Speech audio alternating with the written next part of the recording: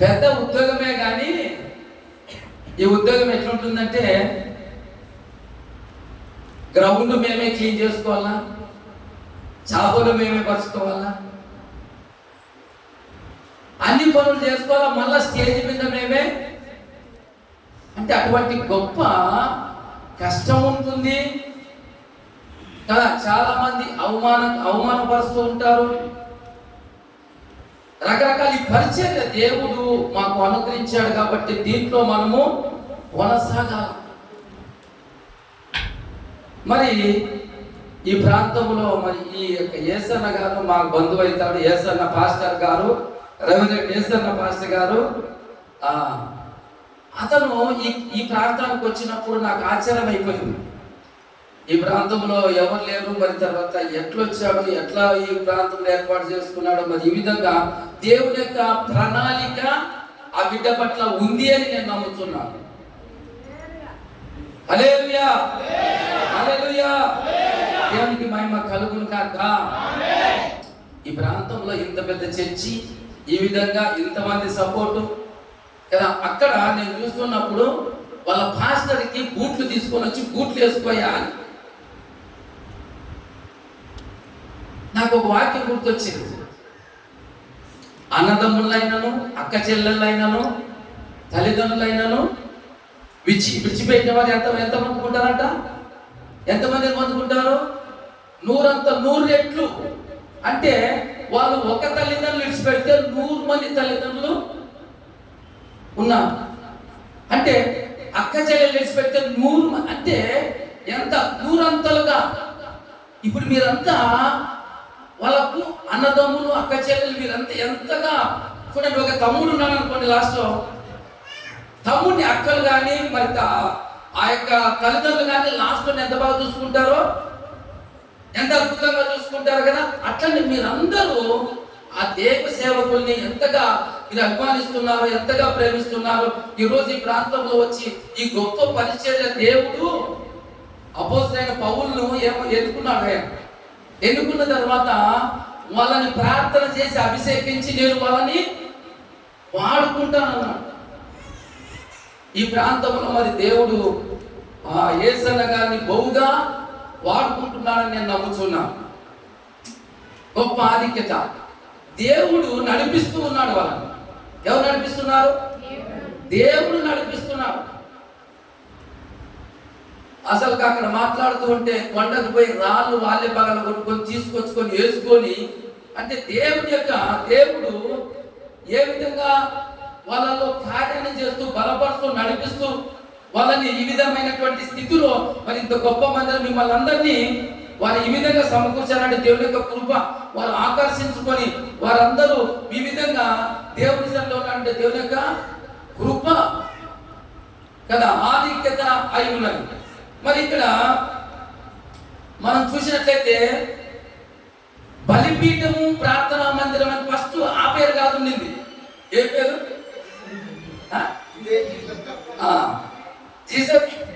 జై జీవితం. అసలు అదే నేను అనేది, ఎప్పుడైనా కానీ దేవుడు నడిపిస్తే దాంట్లో మార్పు అనేది వస్తుంది. బలిపీఠం, ఇక్కడ బలిపీఠం ప్రార్థనా మందిరం అనేది నిర్మాణం జరిగి ఈ విధంగా ఈ పరిచయం కొనసాగిస్తూ మన తర్వాత ఇంకొక పల్లెలో కూడా పరిచయను కొనసాగిస్తున్నాడు. బలిపీఠం అంటే మీకు పాస్టర్ గారు బలిపీఠం గురించి చెప్పారు వాక్యము? చెప్పారా? చెప్పలేదు.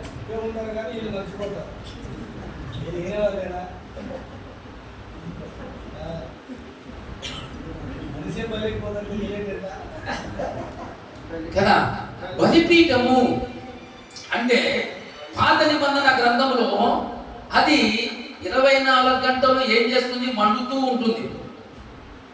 అక్కడ దీపస్తంభం వెలుగుతూ ఉంటుంది.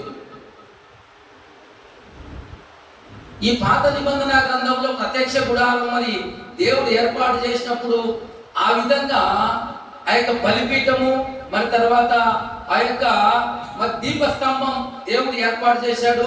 మరి ఆ విధంగా వాళ్ళు వస్తూ మరి ఆ యొక్క శిలువు ప్రార్థనా మందిరం అక్కడ ఏర్పాటు చేసుకొని మరి ఆ ప్రాంతంలో తర్వాత రాను రాను రాజులు కాలంలో మరి సొలొమోను మహారాజు అక్కడ మందిరాన్ని కట్టించాడు, యెరూషలేం మందిరం కదా. ఈ మందిరంలో మరి ఏముంటుందంటే అతి పరిశుద్ధ స్థలం, మరి తర్వాత పరిశుద్ధ స్థలం, మరి తర్వాత ఆవరణం ఉంటుంది కదా. ఈ విధంగా పాత నిబంధన గ్రంథంలో మనం చూసినట్లయితే ఇటువంటి పరిస్థితులు మనకు కనబడతాయి.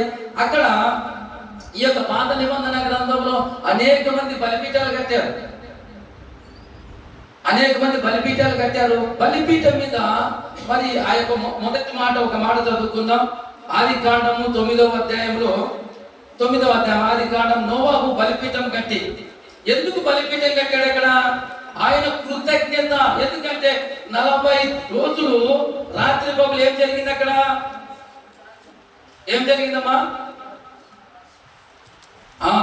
వర్షము కదా. రాత్రి పగలు వర్షం వచ్చి అన్ని మునిగిపోయి మన తర్వాత వారి యొక్క ఓడ వచ్చి బతికించబడ్డారు. ఎంతమంది వాళ్ళు ఉన్నారు?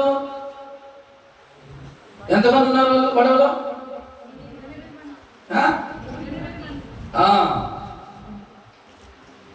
చూడండి, బ్రతికించబడ్డాడు కాబట్టి కృతజ్ఞతగా ఆది కాండం 8వ అధ్యాయము 20వ వచనంలో మనం చూస్తాం.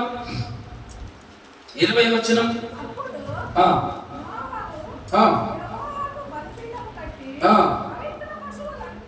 పవిత్ర పశువులన్నింటినీ అన్నిట్లో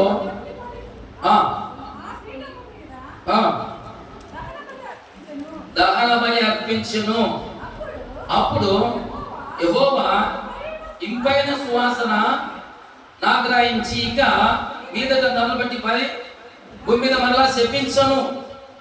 అంటే ఇక్కడ కృతజ్ఞతగా ఏం చేస్తున్నాడు? బ్రతికించాడు కాబట్టి మరి ఆ యొక్క బలిపీఠం కట్టి అక్కడ ఏమంటే పవిత్రమైనటువంటి పక్షులను మీరు ఏం చేశాడు? అక్కడ అర్పించాడు. ఆ యొక్క ఎందుకంటే కృతజ్ఞతగా అది ప్రార్థనకు మరి సాదృశ్యంగా మనకు కనబడుతుంది, ప్రార్థనకు సాదృశ్యంగా మనకు కనబడుతుంది అన్నమాట. కాబట్టి మనం చూసినట్లయితే ఇంకా మన పాత నిబంధనలను చూసినప్పుడు ప్రత్యక్ష గుడారంలో ప్రత్యక్ష గుడారం ఏ విధంగా ఉండేది?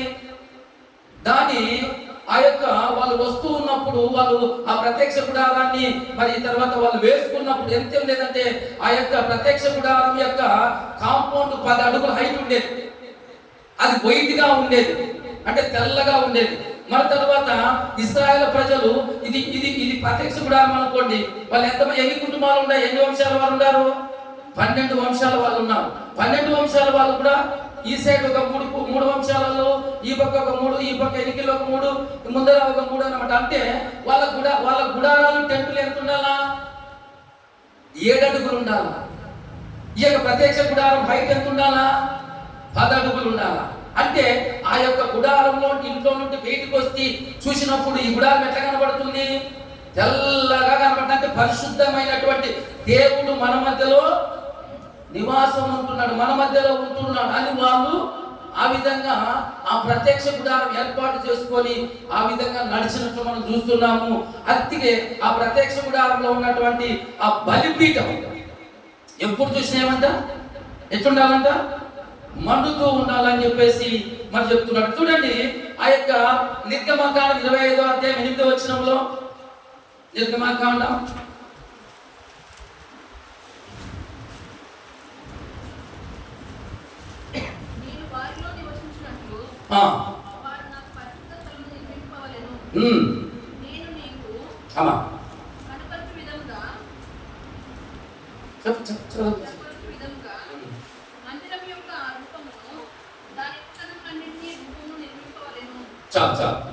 ఇక్కడ దేవుడు అంటున్నాడు, ఈ ప్రత్యక్ష గుడారము అంటే నేను వారిలో నివసించినట్లు వారు నాకు పరిశుద్ధ స్థలముని నిర్మింపవలెను, నేను నీకు కనపరచు విధంగా మందిరం యొక్క రూపమును నిర్మించాలంట. నిర్మించినాక అందులో ఎవరుంటారు? ఎవరుండడానికి నిర్మించమన్నాడు? నేను నివసించడానికి. ఎవరు నివసించడానికి? దేవుడు అందులో నివసించడానికి. అంటే ఈ మందిరం ఎవరికి నిర్మించినాం? దేవుడు. అంటే ఈ మందిరాన్ని ప్రతిష్ఠ చేసినాం. ఏమని ప్రతిష్ఠ చేసినాం? దేవుడు నివసించడానికి, మనమందరం వచ్చి దేవుని స్తుతించడానికి, దేవుని ఆరాధించడానికి, దేవుని గణపరచడానికి ఈ మందిరాన్ని మనం ప్రతిష్ఠించినాం. దేవుడి మందిరంలో ఉంటాడు. ఈ మందిరంలోకి వచ్చి అనేక మంది అన్న ఏం చేసి మందిరంలోకి వచ్చి ఉపవాసం ఉండి ప్రార్థన చేసినప్పుడు దేవుడు ఆమెకి ఏమిచ్చాడు? కుమారుని అనుగ్రహించాడు. అవునా కదా? కాబట్టి ఒక ఇల్లు మనం ప్రతిష్ఠిస్తున్నాం అనుకోండి, ఏమిటి ప్రతిష్ఠిస్తున్నాం? భార్య భర్తలు, పిల్లలు, తల్లిదండ్రులు అందరూ కలిసి ఆ కుటుంబంలో నివసించడానికి ప్రతిష్ఠిస్తున్నాం. అవునా కదా? మందిరాన్ని ఎందుకు ప్రతిష్ఠిస్తున్నాం? ఎవరికి ప్రతిష్ఠిస్తున్నాం? దేవుడు ఉండడానికి. అందుకని ఆయన అన్నాడు, ఏమన్నాడు? నేను నివసించున్నట్లు. ఏమంట? ఇక్కడ ఆయన ఉన్నట్లు. అందుకని దినవృత్తాంతాల గ్రంథంలో ఉంటుంది, నా మనసు, నా కనుదృష్టి ఆ మందిరం మీద ఉంటుంది అన్నాడు. ఎవరైతే తగ్గించుకొని తన వైపు చూస్తారో వారిని నేను ఆశీర్వదిస్తానన్నాడు కదా. కాబట్టి ఇప్పుడు ఈ యొక్క సేవకులుగా ప్రతిష్ఠ అంటే అభిషేకం. అభిషేకం అన్నా ప్రతిష్ఠించడం అంటే వీళ్ళు ఒక పనికి, ఏ పనికి? సేవ చేయడానికి. దేవుని కొరకు అనేకమైనటువంటి బీడుబడినటువంటి భూములు, అనేక ప్రాంతాలకు వెళ్ళి సువార్తను ప్రకటించి అనేక మంది దేవుని వైపు తిప్పడానికి వాళ్ళని దేవుడు ప్రతిష్ఠించడం అన్నమాట. అంటే ఈ పని చేయడానికి. ఈ టేబుల్ ఇక్కడ ఏముంది? ఇక్కడ వాక్యం చెప్పడానికి ఇదేం చేసినారు? దీన్ని ప్రతిష్ఠ. పాతకాలంలో కూడా ఆ యొక్క పాత నిబంధన కాలంలో కొన్ని వస్తువులు పెట్టాలంటే కూడా దాని మీద రక్త ప్రోక్షణ ప్రతిష్ఠించే వాళ్ళు. ఈ పనికే ఇది, ఈ పని కొరకే, ఈ పని కొరకే, ఈ పని కొరకే. దాన్ని ఏదే పనికి వాడడానికి వీలేదు. అట్లనే ఈ యొక్క సేవకులు కూడా ఏ పని ప్రతిష్ఠించారంట? దేవుని యొక్క పని చేయడం కొరకు ప్రతిష్ఠించడం జరిగింది అని మనం ఇక్కడ చూస్తున్నాం.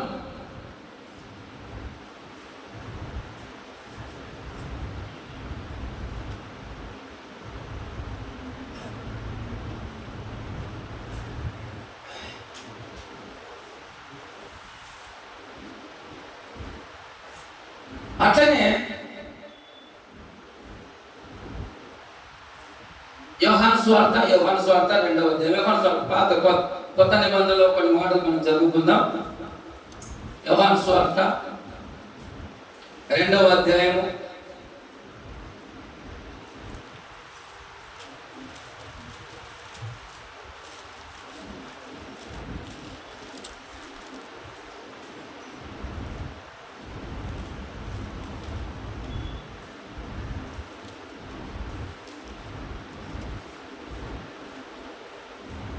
17వ వచనం ఒక మాట చదువుకుందాం. అక్కడ 17వ వచనము, ఆయన శిష్యులు ఆ ఇంటిని గూర్చి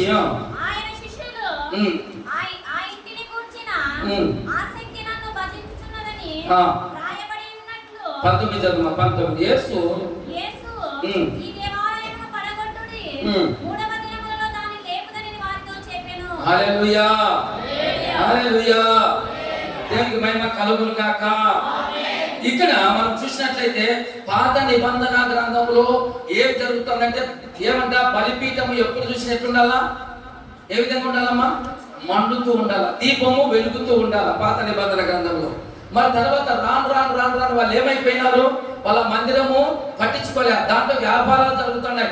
యేసు ప్రభు జన్మించిన తర్వాత ఆ మందిరానికి పోయి ఆ మందిరంలో అక్కడ ఏం చేస్తున్నారు? అక్కడ వ్యాపారం చేస్తున్నారు. ఏం చేస్తున్నారు వాళ్ళు? అక్కడ వ్యాపారాలు చేస్తున్నారు. వ్యాపారాలు చేస్తున్నప్పుడు పై వచనంలో జరిగినట్లయితే వారందరినీ ఆ మందిరంలో నుండి తోలివేశాడు. ఇది ప్రార్థనా మందిరం, నా దేవుని యొక్క ప్రార్థనా మందిరం అని చెప్పారు. అక్కడ శిష్యులు ఒక మాట చెప్పారు. ఏ మాట? ఈ మందిరాన్ని ఎన్ని సంవత్సరాలు కట్టారని చెప్పారు? 46 సంవత్సరాలు కడితే ఆయన అన్నాడు, యేసయ్య ఇది పడగొట్టండి, ఎన్ని దినాల్లో కడతా అన్నాడు? 3 దినాల్లో కడతానన్నాడు. అంటే ఆ తర్వాత అర్థమైంది ఏమైందంటే ఆయన మరణించి తిరిగి లేచిన తర్వాత ఆయన శరీరాన్ని గురించి, మన తర్వాత మానవుని యొక్క హృదయాన్ని దేవాలయంగా మార్చడం కొరకు ఆయన అటువంటి ఆ యొక్క విధానాన్ని చెప్పాడని వారు తెలుసుకున్నారు కదా. ఎందుకు ఆ విధంగా అంటే అక్కడ మన సమూయేలు గ్రంథంలో చూసినప్పుడు ఆ యొక్క దేవాలయం దగ్గర సమూయేలు యొక్క కుమారులు ఏం చేస్తున్నారంటే భయంకరమైనటువంటి పరిస్థితి మనకు అక్కడ కనబడుతోంది. కాబట్టి దేవుడు యాజకులతో మాట్లాడలేదు, అక్కడ దూరమైపోయిన తర్వాత ఆ విధంగా ఆ యొక్క వారితో ప్రజలతో మాట్లాడడానికి ఇష్టపడ్డాడు. ఆ తర్వాత కొత్త నిబంధన చట్టాన్ని తీసుకొని వచ్చాడు. కొత్త నిబంధన చట్టంలో మరి తర్వాత యేసు ప్రభుల వారు ఆయన ఏం చేశాడంటే నీ కొరకు నా కొరకు ఆయన గొర్రె పిల్ల మాదిరి ఈ లోకానికి వచ్చాడు. ఈ లోకానికి వచ్చి ఆయన వధించబడ్డాడు బలిపీఠం మీద పాత నిబంధనల ప్రకారము ఏ వధించేవారు? బలులు అర్పించేవారు. అదే విధంగా కొత్త నిబంధనలో కూడా మరి తర్వాత యేసు ప్రభు ఆకాశానికి భూమికి మధ్యలో ఆయన బలైపోయాడు. అవునా కదా? గొర్రె పిల్ల మాదిరి ఆయన ఈ లోకానికి వచ్చి బొచ్చు కత్తిరించువాని ఎదుట ఏమైనాడంటే ఆయన బొచ్చు కత్తిరించువాని ఎదుట మౌనంగా ఉన్నాడు. యేసు ప్రభు ఈ లోకానికి ఎట్లా వచ్చాడు? ఆయన గొర్రె పిల్ల మాదిరి వచ్చాడు. మరి పాత నిబంధనలో కూడా ఏమర్పించేవాళ్ళు? ఆ బలి మీద పశువులు అర్పించేవారు. అది మండుతూ ఉంటుంది కదా. ఇక్కడ కూడా మరి తర్వాత ఆయన కూడా గొర్రె పిల్ల మాదిరి లోకానికి వచ్చి ఈ లోకంలో ఆ యొక్క ఆకాశానికి భూమికి మధ్యలో మరి ఆ కలవరి కొండ మీద ఆ శిలువ మీద ఆయన బలయ్యాడు. ఏమైనాడు? ఆయన బలయ్యాడు. బలైపోయి ఆయన మనల్ని తన బిడ్డలుగా, తన సొత్తుగా, తన స్వాస్థ్యంగా, తన వారసులుగా చేసుకున్నాడు. మనల్ని ఏం చేశాడంటే ఆయన కుమారుగా మార్చాడు. మరి తర్వాత మనల్నే బలిపీఠంగా ఆయన మార్చాడు. ఇప్పుడు దేవాలయం ఎక్కడుంది చూడండి. కొరింథీయులకు రాసిన పత్రిక రాయబడింది కదా, మీ దేహమే దేవుని ఆలయం అన్నాడు. దేహమే దేవుని ఆలయం అన్నాడు. అవునా కదా? ఇప్పుడు మొట్టమొదటిగా ఎక్కడుండేది? ప్రత్యక్ష గుడారంలో దేవుడు వారితో పాటు నివసించేవాడు. ఆ తర్వాత దేవాలయంలో, ఆ తర్వాత యేసు ప్రభు ఈ లోకానికి. ఎందుకంటే వాళ్ళ యొక్క మందిరం ఏం చేసే వాళ్ళు అక్కడ దహన బలులు లేవు, దీపస్తంభం లేదు, అంతా పాడు చేశారు. కాబట్టి యేసు ప్రభుల వారే పరలోకం నుండి భూలోకానికి దిగి వచ్చి ఆ యొక్క మందిరంలో మరి వాళ్ళందరినీ తోసివేసి ఇది దేవుని ప్రార్థనా మందిరం అన్నాడు. నేను 3 దినాల్లో కడతానని శిశువుతో మాట్లాడాడు. మాట్లాడిన తర్వాత ఆయన ఏమయ్యాడు? ఆయన చనిపోయి తిరిగి లేచిన తర్వాత శిశువులు అర్థం చేసుకున్నారు. మానవుని ఆయన దేహాన్ని దేవాలయంగా, మానవుని హృదయమే దేవాలయంగా మార్చాడు. అవునా కదా? బలిపీఠం ఏమిటితో కడతారు? రాళ్లతో, మట్టితో కదా. అవునా కదా? ఏమిటితో కడతారు బలిపీఠాన్ని కదా. ఇప్పుడు ఆ యొక్క మనిషి ఏ విధంగా తయారయ్యాడు? ఆదికాండం 2వ అధ్యాయంలో మనం చూసినట్లయితే 7వ వచనం ఏమంట? నేల మట్టితో నరు నిర్మించి వాని నాసికారంధ్రముల ద్వారా జీవవాయువుగా నరుడు ఏమైనాడు? జీవాత్మ అయినాడు. అంటే మట్టితో నిర్మించినటువంటి ఇక్కడ బలిపీఠం అంటే యేసు ప్రభుల వారు ఎక్కడ మొట్టమొదటిగా ప్రత్యక్ష గుడారంలో, ఆ తర్వాత యెరూషలేము మందిరంలో. ఇప్పుడు ఎక్కడున్నాడు? ఆయన మనలో ఉన్నాడు, మనలో నివసిస్తున్నాడు. ఎక్కడ నివసిస్తున్నాడు? ఆయన మనలో నివసిస్తున్నాడు. మొట్టమొదటి ప్రత్యక్ష గుడారంలో నివసించాడు ఆయన. మరి తర్వాత ఆ యెరూషలేము దేవాలయం కదా. మరి తర్వాత ఎక్కడున్నాడు? ఇప్పుడు ఎక్కడున్నాడు? మానవుని హృదయాన్ని దేవాలయంగా మార్చాడు. ఇదే మానవుడే బలిపీఠం. ఏ బలిపీఠం అంట? మానవుడే బలిపీఠం. యేసు ప్రభుతో ఆయన చనిపోయిన తర్వాత బలిపీఠాలుగా అక్కడ నుండి ఆపైపోయినాయి. ఇంకా మళ్ళీ ఏ రక్తము చిందించబడకూడదు, ఏ రక్తము చిందించబడదు. యేసు ప్రభుల పరిశుద్ధులైనటువంటి ఆ దేవుడు వచ్చి నీ కొరకు నా కొరకు మరణించి బలి అయినాడు. కాబట్టి ఆ గొర్రె పిల్ల రక్తం ఇంకా చిందించడానికి లేదు. ఆ చిందించినటువంటి ఆయన నిన్ను నన్ను ఏగా మార్చాడంట? బలిపీఠంగా మార్చాడు. ఏంగా మార్చాడంట? బలిపీఠంగా మార్చాడు. కాబట్టి మనలో ఏముండాలా? వాక్యం, ప్రతి నిత్యం వాక్యం చదువుతుండాలి. మరి తర్వాత స్తుతి ధూపం వేస్తూ ఉండాలా, ప్రార్థన చేస్తూ ఉండాలా, పరిశుద్ధాత్మతో నింపబడిన వారమై ఉండాలి. ఎట్లుండాలి మనము? ఇప్పుడు ఎవరిలో నివసిస్తున్నాడు దేవుడు? ఇప్పుడు మన హృదయాన్ని దేవాలయంగా మార్చాడు. మన హృదయంలో దేవుడు ఉన్నాడు. ఆయన తిరిగి లేచిన తర్వాత మన హృదయం అనే దేవాలయంగా మార్చాడు. ఇప్పుడు మనలో దేవుడు ఉన్నాడు. మనం ఎట్లుండాలి? ఇప్పుడు వాక్యంతోను, ప్రార్థనతోను. అప్పుడు పాత నిబంధన ప్రకారము ఆ దేవాలయంలో ఏమండేది? బలిపీఠము మండుతూ ఉండేది 24 గంటలు. దీపము ఆరిపోయేది కాదు, మండుతూ ఉండాల్సింది. కాబట్టి ఇప్పుడు ఆయన స్థానం ఎక్కడికి వచ్చింది? మనలోనికి వచ్చింది. ఎవరైతే హృదయం విశ్వసించి నోటి ద్వారా ఒప్పుకొని తన బిడ్డలుగా, తన సొత్తుగా, తన స్వాస్థ్యంగా, వారసులుగా పిలువబడుతున్నారో వారి హృదయాలకి ఆయన వచ్చాడు. ఆయన వచ్చి ఆ హృదయంలో నివాసం ఉంటున్నాడు. నివాసం ఉంటున్నాడంటే ఇప్పుడు మనం ఎట్లుండాలో? మనము మండుతుండాలి. వాక్యం కదా. పాటలతో, ప్రార్థనతో, స్తుతి ధూపములతో ఎప్పుడు మనం ఆయన ఏం చేయాలి? మనం ఆయన్ను స్తుతిస్తూ ఉండాలి. ఆయన్ను మనం స్తుతిస్తూ ఉండాలన్నమాట. రాజుల గ్రంథంలో అహాబు రాజు తర్వాత దేవాలయాన్ని బంద్ చేసి, దేవాలయాన్ని మూతేసి ఆయన చేసి ఆ యొక్క దేవాలయం చేయడం ద్వారా ఆ యొక్క రాజ్య పరిపాలన అంతా పాడైపోయింది. ఆ రాజు చనిపోవడం జరిగింది. వారి కుమారుడు అహాబు వచ్చాడు. మరి తర్వాత దేవాలయం తెరిచి ఆ యొక్క ఉపకరణాలన్నీ ప్రతిష్ఠించి మళ్ళీ ప్రార్థన ఎప్పుడైతే మొదలు పెట్టాడో రాజుల మీద విజయాన్ని దయచేశాడు.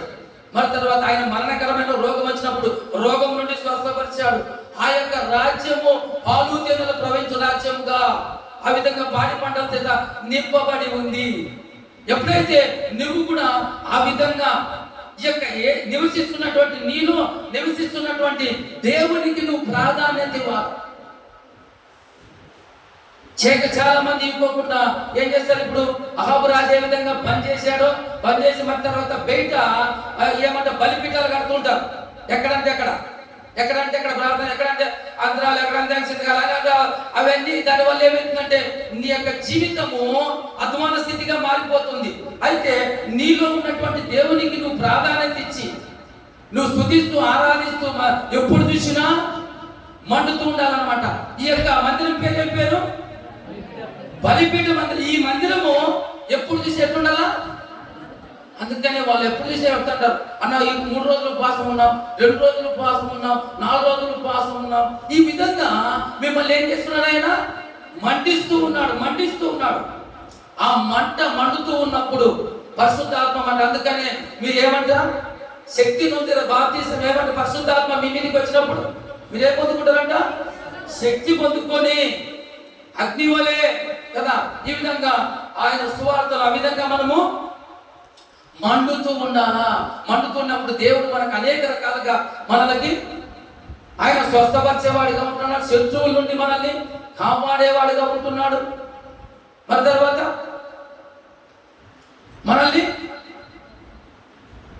సమృద్ధి అయినటువంటి జీవనంలోనికి మనల్ని నడిపిస్తాడు ఆయన. హల్లెలూయా, హల్లెలూయా, హల్లెలూయా. అది ముఖ్యంగా మరి ఒక మాట చెప్పి ముగించుకుందాం. నిత్య జీవము ఏమంట? ఆ నిత్య జీవము ఇవ్వడం కొరకే ఆయన ఈ లోకానికి వచ్చాడు. యోహాను సువార్త 10:24 వచ్చిన ఉంటుంది, నేను గొర్రెలకు నిత్య జీవాన్ని ఇవ్వడం కొరకు వచ్చాను అంటున్నాడు. ఆయన నిత్య జీవం ఇవ్వడం కొరకే ఈ లోకానికి ఆయన వచ్చాడు. మనకి నిత్య జీవాన్ని. నిత్య జీవం అంటే ఏందమ్మా? నిత్య జీవం అంటే ఎవరైనా చెప్పండి? చనిపోకుండా బ్రతికుండడమే నిత్య జీవం. ఏ పుడానికి వచ్చాడంటే యేసయ్య యోహాను సువార్త 3:16 ఏం రాయబడి ఉంది? దేవుడు లోకమును ఎంతో ప్రేమించి కాగా తన అద్వితీయ కుమారునిగా పుట్టిన వాడిని విశ్వాసం ఉంచువాడు నశింపక నిత్య జీవం అంటే బ్రతికి ఉండడం కొరకు ఆయన పరలోకం నుండి భూలోకానికి దిగి వచ్చాడు. అవునా కదా? దిగి వచ్చాడు. మరి మనందరం చనిపోతున్నాం. మరి యోహాను సువార్త మరణంలో నుండి మీరు జీవములోనికి దాటి ఉన్నానంటారు. ఎక్కడి నుండి? మరణంలో నుండి మనము జీవములోనికి దాటి ఉన్నాము అంటున్నాం. కాబట్టి ఇక్కడ మనం చూసినట్లయితే గలతీయులకు రాసిన పత్రికలో ఏమని రాయబడి ఉందంటే శరీరము, గలతీయులకు రాసిన పత్రిక 5వ అధ్యాయం, శరీరము ఆత్మ వేరువేరుగా ఏమున్నాయంట? పోరాడుతూ ఉన్నాయి మనలో. దేవుని ఆత్మ మనలో ఉంది, దేవుని ఆత్మ మనలో ఉంది. కానీ మనం ఎందుకు అభివృద్ధి కాలేక, ఆశీర్వదించబడలేక, దీవించబడలేక పోతూ ఉన్నామంటే శరీర క్రియలకు ఎక్కువగా ఏం చేస్తున్నాం? మనము ప్రాధాన్యత ఇస్తున్నాం. శరీర క్రియల వైపు మనం ఎక్కువగా తిరుగుతున్నాం. ఈరోజు ప్రార్థన పోదామంటే ప్రార్థనకు రాం కదా. వాక్యం చదవాలంటే వాక్యం చదవం. ఎక్కువసార్లు లేచి ప్రార్థన చేయమంటే చేయం. ఎందుకంటే శరీరము సహకరించుకోకుండా మనల్ని అనేక రీతులుగా ఏం చేస్తుంది? మనల్ని కాబట్టి దేవుని ఆత్మ చేత నడిపించేవాడు, దేవుని చేత ముద్రించబడినటువంటి వారు మరి తర్వాత ఏం చేస్తారంటే ఆ యొక్క దేవుని సన్నిధికి రావడము, దేవుని స్తుతించడము, దేవుని ఆరాధించడము, దేవుని గణపరచడం, దేవుని మహిమపరచడం చూస్తాడు. అంటే ఈ యొక్క శరీరము ఆత్మ రెండు ఉన్నాయి మనలో. ఏమేమి ఉన్నాయమ్మా? ఆది కాండంలో మనం చూసినాం. ఏముంది? దేవుడు మట్టితో నిర్మించాడు. అవునా కదా? ఇప్పుడు దాంట్లోకి ఏం పెట్టాడు? పరిశుద్ధాత్మను ఉంచాడు. దేవుని యొక్క ఆత్మను ఉంచాడు. ఇప్పుడు అందుకని ఇక్కడ రెండు మనకు కనబడుతున్నాయి, శరీరము. చూడండి, ఆ మాట మీకు చూపిస్తాను. గలతీయులకు రాసిన పత్రిక అయిపోయింది, 5 నిమిషాలు. గలతీయులకు రాసిన పత్రిక 5వ అధ్యాయం 16వ వచనం. నేను చెప్పినది ఏమనగా